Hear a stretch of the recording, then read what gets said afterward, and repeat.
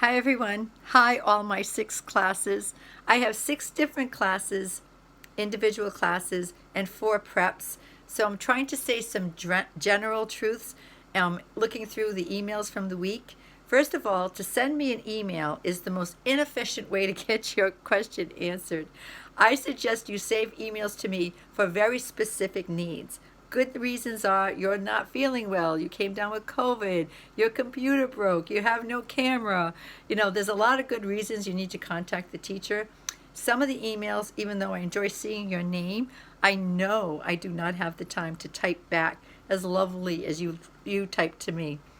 But you can call the site lab. Any technical issue, or if you're not sure if your work went through, call the site lab. And I put that number on the syllabus under Bristol Online, or call the help desk. But the site lab is the best place to call if you're asking something specific about the course, because they can go right in and they really don't mind answering those questions. Like, gee, I never did VoiceThread before. I've never done a discussion board before. I've never done a journal before. Can you see if my work went through? That way you don't have to be like, oh, did it come through? Another thing is, I always believe my students. So after the week, when I've done all my grading, if you don't see a grade for it after like a week and a half, say, hey, I will tell you if I didn't receive it or not. So you don't have to worry in the moment, even though I know it is anxiety provoking. It's so much different than being face to face. It really is. And confidence comes in time, because I have so many students that have been taking online classes now for months, for semesters, and they have much more confidence. So that takes time. You can work with a tutor, but only pick a tutor who knows online public speaking or interpersonal communication classes. When you get a tutor who has no clue what the subject is, sometimes they're not as much help as you really need. I know at the Learning Commons, you can tell them the specific class you're looking for tutoring in, and they'll try to match you up with one of my former students or a student who's taken the class before. It's just very helpful. So emails are tough for me. And then when I do these blanket like videos like now, I can see that only about half the students actually watch them. And many times I am putting information in these videos that I will then get an email from. And I'm saying, oh, I just said it. Also, please read the syllabus very carefully, the grade section, and match it up with the outline of the calendar, right? I've given every class a list of videos that are going to be seen. Some of them are going to be class videos, some are going to be discussion boards. It will say discussion board when you open up the week, and then you know it's a discussion board. If it doesn't say it, it's not a discussion board video, it's just for your own edification. Take it in the way you can, as you want to. I give a lot of information in each class, extra reading, extra this, and it's up to you. You know, in any class, you get out of it what you put into it. I do not give you quizzes anymore. I stopped that because when we went to fully online, I had so many students with accommodations, and accommodations are good. We should all get accommodations when we need them, right? But so many students in my classes have them. So then I was making so many exceptions. I decided if one person needs it, everyone's going to get it. But it's not just one, it's a lot of students. And I'm glad that you're speaking up for and advocating for yourself. So I took away all the quizzes. And the final exam is not timed by the question. I used to have timed final exams. I do not do that anymore. So don't listen to this and say, oh, I'm going to have a timed one. No, you're not. I took all the timing away.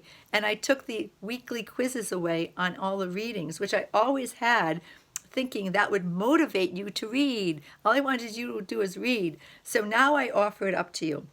Whether you do it or you don't do it is up to you and how much you value your education for this class. And I understand that every class wants your attention and you have to triage what's the most important at the time. So this is not a judgment call, not by any means. I'm a human being too. And I know that sometimes I think, oh, I should have put a little bit more time in that.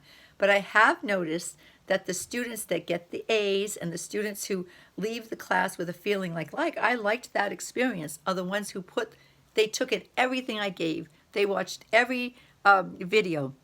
They read the other students' discussions questions. You're only required to respond to one, but there's nothing to stop you from reading everyone's. I just finished reading quite a few of them this week, and I put up the grades. I didn't finish everything. If they just came today, I haven't done it, but the ones that came in previous to today, and I had such a good time reading them, and I learned so much about you. And this class is about the students. I am not to be part of the conversation because you're not having conversations with me. You're having conversations with your peers. You're going to learn more. I set it up.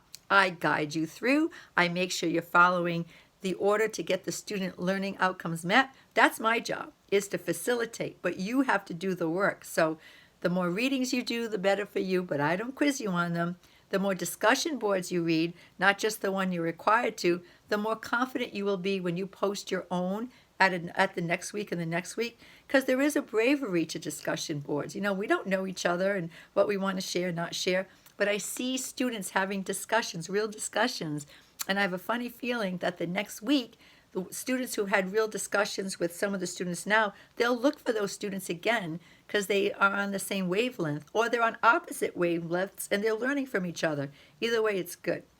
So I love the discussion boards for that reason. And I posted those readings for you to read, even if it's just one little article, a piece, or a chapter, because I think it's good for your edification. But you choose to or you not choose to. It really is up to you. And so that's that. So those are questions people ask. Do I have to read this? Do I have to do that? I can't tell you how you want to. I don't know. I don't know your background. When I put up a rule, like we all have to use our video cameras, right? And then someone writes to me and says, I don't like to show my face. I'm not going to argue with you, but the best practice is to show your face, because 55% of effective communication is through the visual, which are the facial expressions, hand gestures. Oh, Alexa's telling me it's time to plan dinner. See, that's my boss over there, Alexis. But so you see, so I can't answer that question, but I'm not going to get mad at you. I'm not going to talk you into it or not into it. I don't know your previous experience. Maybe you've had a trauma before with this, so I'm not going to make you. But it is a best practice for all my classes to be visually present when you speak on camera. So it's just a best practice. What you do with it, it's up to you. I didn't make you take this class. You chose to. And I know on January 3rd, I had my rosters and they were full. And I wrote to everyone vis-a-vis email. And I realized you were on break and not everyone was going to open my email or listen to my video. But at that time, I was trying to implore you to understand what you signed up for, to see if you really wanted this type of class or not. I talked about the course tools you needed to know. And if you didn't know them, you should go to e-learning courses, call e-learning, ask if they have any tutorials on these specific course tools, right? And like the journals and discussion boards, those are course tools. Or go to YouTube. Our platform is Blackboard. So if you put Blackboard, discussion boards, how to, you're going to see a tutorial on them that may help you understand a little bit better the do's and don'ts, and that you'll even feel more confident when you post, knowing you did it the correct way. So that's all. Like January 3rd, when I had this feeling that students didn't really know what they were signing up for because my classes were full, and I thought, I don't think they're all thinking they're going to take these classes. But then what happened was, little by little, students left, and that's good. They found the right course for them. They may be back another time or whatever. I don't take it personally, but this wasn't it right now, right? And then a whole new flood came in. And then I noticed some of those people left already. So I've had like the waves turning on this class.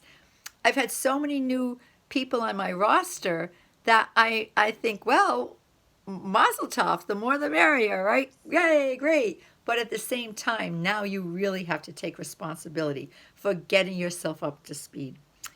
And it takes time, doesn't it? It does take time. But this is already the second week, and I think you're feeling more confident. So I wanted to tell you about building your confidence.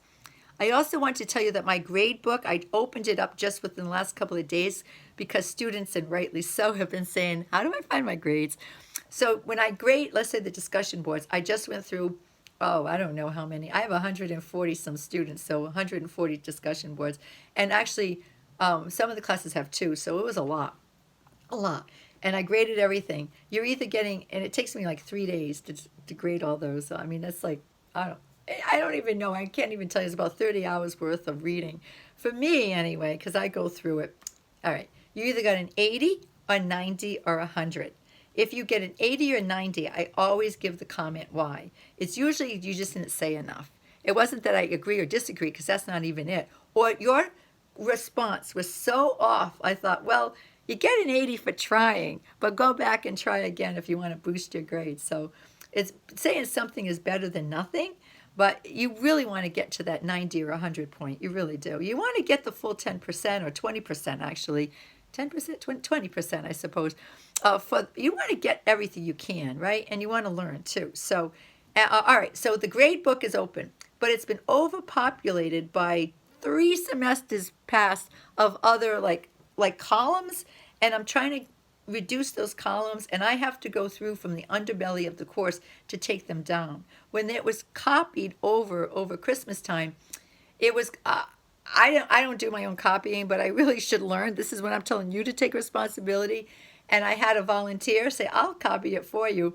But they copied every class. And every course, I have about 100, if not more, videos I could show in any given semester. And I pick and choose for that semester. I switch it up for myself basically, because they're all so good, right? And they could apply to our student learning outcomes.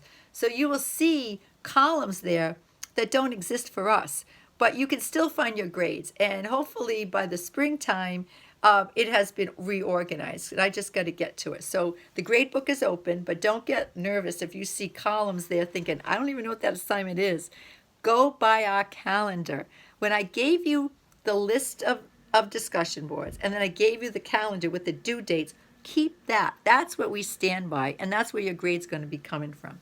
So I have confidence I have grade book. Make sure you know your calendar and your and the syllabus. People have asked me questions. When is this due? When is that due? And I say, just read the syllabus. Just look, because you have the power. I think of the movie The Wizard of Oz. And at the very end of The Wizard of Oz, when Dorothy is before the good witch, right? Glinda, is that her name? And she says, I want to go home. And Glinda said, you've always had the power to go home. You're wearing those ruby slippers. Just click them together. You'll get home. And she did. She had the power the whole time. A lot of the questions I get, you have the power to figure it out. It's right there in the calendar or the syllabus. You should be able to look down from the balcony, which is one of my favorite videos, in interpersonal, you'll see that happening, and look at everything. This is a class, these classes are all for you to take control. Time management is all in your court. You've got it all. You know what you have to get ready for. You don't, and hey, listen, at the same time, we can all be late with our deadlines. We've got other things coming at us too. I mean, it happens to me. I take classes. I mean, at BCC, I'm on 3 different committees, and I also do I do PALs, that's like clipping things. I do a lot of other things that I'm responsible for, and I want to be. It's great to be needed, but you need time management for everything so that you don't destroy your life. So anyway, so make sure you, before you send an email to me or any other teacher, find out if you can't figure it out for yourself by calling technology, right, and asking for their assistance, and they can get it done like this, and then you're not waiting to hear from a teacher, or it's already there. It's already in the syllabus or the handout. And sometimes, like I said, with these videos, I notice people don't watch, maybe because I go on, because I love to chat. But this is not the time during the middle of a semester for me to be chatting with you on emails or anything like that. It's just not. You chat with each other on the discussion boards, but so anyway. All right, so then what else do I have here? Make sure you go to Blackboard YouTube, and I have my list so I don't forget, but I will. Let's see. I think I'm good. This was all general information. Yeah. Okay, coming this Monday, if you know anybody who hasn't signed into any of their, or haven't done any work in any of their online classes, they're going to be dropped. Yeah, they're going to be dropped. It starts what they call verification time. So after 2 weeks, we look in our rosters and we say if this person signed up but they haven't done anything in the class or anything of any significance. Maybe they've done the introduction, but they're not doing the discussion boards, and we've already had like 2 weeks of discussion boards. They're going to get dropped. So in my class, I have to, because otherwise that's a good indicator that they're not going to finish. And when students tell me, I'll get it done, if you're not getting it done in the first 2 weeks, unless something extraordinary has happened in your life, like you've had a fire or somebody really got sick, and then the future doesn't look good, you're only going to end up with an F anyway, and it's like torturous, right? So time to say, oh, thank you for trying. Maybe I'll see you again, but goodbye. All right, so what else do I have here? Oh, be a step ahead. Absolutely. Be a step ahead. Like, always know the next assignment.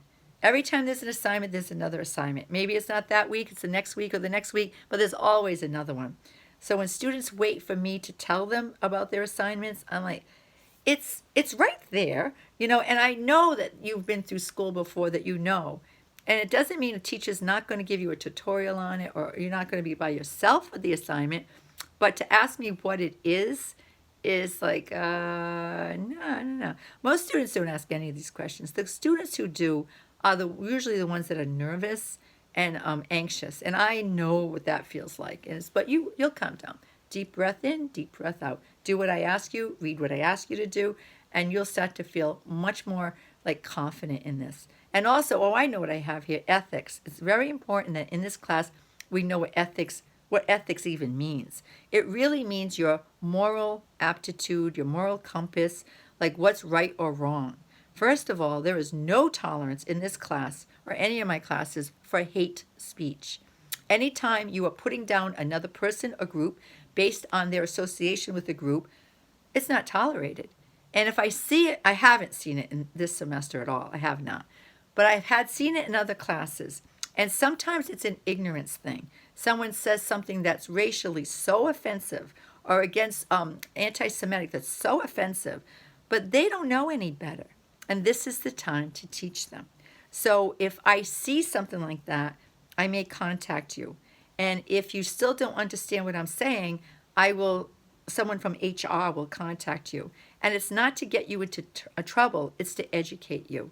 Because now we had a president that lived on propaganda, lived on false stories, and was looking for people that would vote for him that were not educated as far as understanding civics, how governments run, and they were vulnerable, and they needed to be needed. They were the most vulnerable of our culture, and there's so many people out there for so many reasons, and he was there acting like their friend, but he used them. I'm not against everything that Donald Trump did as far as policy is concerned. I am half Republican, half Democrat for sure. I'm not an extremist. I'm a real centrist. And it wasn't like it was all awful, but especially toward the end, on January 6th, you could see how these people were being used for political gain, and the Republican parties are still using them. So with this atmosphere of negativity, of putting down groups, but the first group that President Trump wanted to get rid of the Muslims, excuse me? When you isolate any one group and label them like inhuman or not us or the other, you are now engaging in hate speech. But President Trump did not create this atmosphere. It's always been there. But he gave it a platform, and he gave it a microphone, and he made those many were white supremacists, feel like they were needed. He said, I love you. You are special. Yeah, because you're going to vote for the Republicans. That's why. It had nothing to do with any other reason. And I felt badly for those insurrectionists on January 6th. Some of them actually looked at the camera and said, we don't usually do this, but you made us do this. No, you're doing this on your own free will, but you were duped. You were played along, and you were used as a pawn. Is that too political for you? But I want to tell you something. What it has uncovered is how much hatred there is out there and how much ignorance there is. So school is a time for enlightenment. So if you say anything that I look at and I say, I don't think they meant it in a bad way, or did they? I don't know. Give you the benefit of the doubt, but I'll call you on it. And and I'll report you to HR, and they're so nice in HR. If you get a call from HR, it's not a bad thing. They might say, there was a complaint here about this. And sometimes students complain about each other because of this. I don't want to give you any examples because I don't want to perpetuate some of the things I've heard in class. A lot of name calling and just a sense of, I go back to white supremacy because the students I'm thinking that have done this have all been people who feel like they're privileged, why they feel that way, I have no idea. Nobody is better than anyone else. So, no toleration for hate speech. There is the First Amendment, I get it, but the First Amendment also has a caveat that says you cannot cause a riot, an insurrection. You cannot call out fire in a crowded building unless there really is a fire, because you're going to put people at risk. And then we have the 14th Amendment for all you criminal justice students in my classes who know there's one, I think there's 4 or 5 sections of the 14th Amendment, but one is equal protection under the law. Your rights for freedom of speech end when my rights begin. You cannot be, you can't be slandering my name. You can't be spreading falsehoods. You can't do anything that's going to put me into harm, and words matter. So there's a lot of legal arguments why freedom of speech has its limits. There's a lot you can do because we live in this country and have the First Amendment, but there's things that you can't do. We live as a community. Yeah, you can see I get upset about this. I really do, because it's very rare do I have a student who does this, but it's always, I give benefit of the doubt. They don't know any better. But sometimes then I have a real conversation and I realize, there's something deeper than I can handle in a class. And then I send them over to HR. And then they get a little conversation there. And to see how sensitive they are.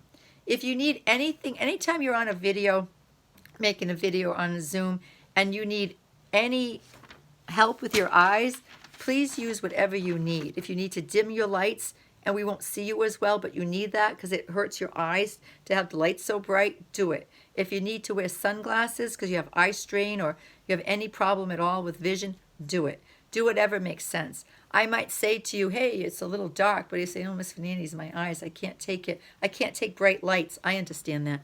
I can't take bright lights over time either. So, okay, what else did I wanted to talk to you about? That's it. I'm happy to take any accommodations, but the course has really been developed for accommodations for what people have asked for. There's time to do everything.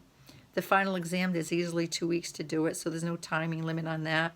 You can redo the videos when students send videos. You can redo those. Of course, everything is taped or it's on video, so you can watch it again if you need to take notes, right? So I think it's good. I think we're good. So when I send this to you, I'm going to be writing to each class, and I'll have specific things there, especially about anyone who has used VoiceThread. Not all my classes do. The proper place to put the VoiceThread so I can connect it to the grade book. There's always a reason why teachers ask for things the way they do, and I know one of the problems is we all do things so differently. We all use different course tools. We all have different expectations. So when I say read the calendar and read the syllabus, I say it because it's a new experience for you. You know, if you think it looks like anyone other teachers, every teacher has certain deadlines and certain things that you got to get to know. So it takes time. And this is in our second week of class, and it usually takes about 2 weeks.